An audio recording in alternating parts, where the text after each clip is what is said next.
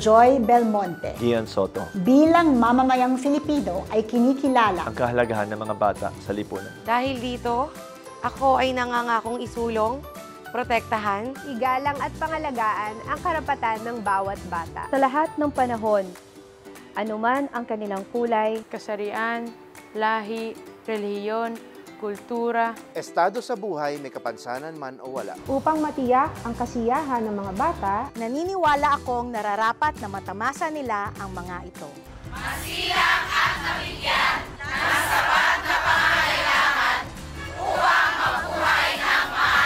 lumago ang kaalaman, kakayahan at talento.